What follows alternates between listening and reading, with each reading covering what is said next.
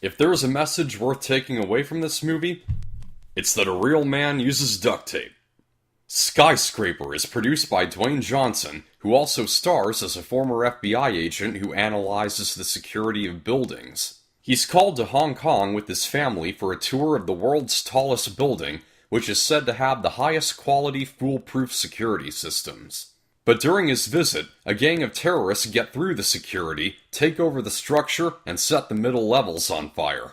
So The Rock has to get into the building above the fire to save his family and thwart the attack. I follow Dwayne Johnson on social media, and I can tell you that he has been posting about this movie easily more than any other recent films he starred in. This was apparently a passion project for him, and that definitely shows in his performance. I expected the same kind of charming, smug wisecracker that he played in Brad Payton's movies and others, and I have to say I was quite surprised. He played it more serious than usual. You can buy that this is a guy who is an ex-soldier of sorts who's been through a lot of crap and wants to go to being a family man. I'd even say this is one of The Rock's best performances yet. He elevates this movie above what it otherwise is, a mostly forgettable action flick. Not that there isn't enjoyment to be had in this film. The special effects are well rendered, the action and perilous sequences are consistently intense, and of course, The Rock taking on baddies never gets boring. And there are some interesting ways that his character takes advantage of this prosthetic leg that he's had ever since he survived a bomb blast. The problem with the action scenes is that they're very derivative at times, the most obvious similarities being with Die Hard and the Towering Inferno. In order to get above the fire where his family is, The Rock leaps a great distance off of a crane to land in the upper stories of the building.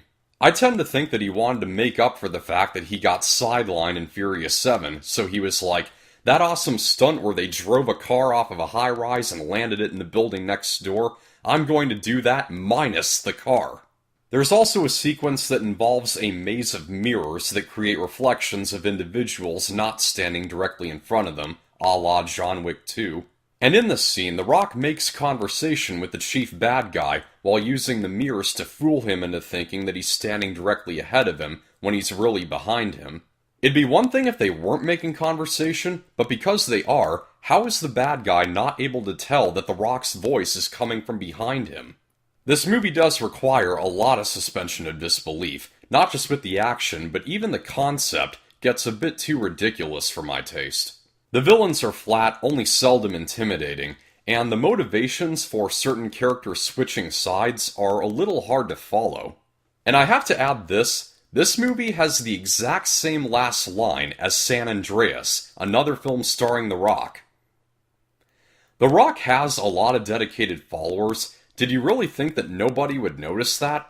And at least at the end of San Andreas, the intent with the line was to have a profound double meaning.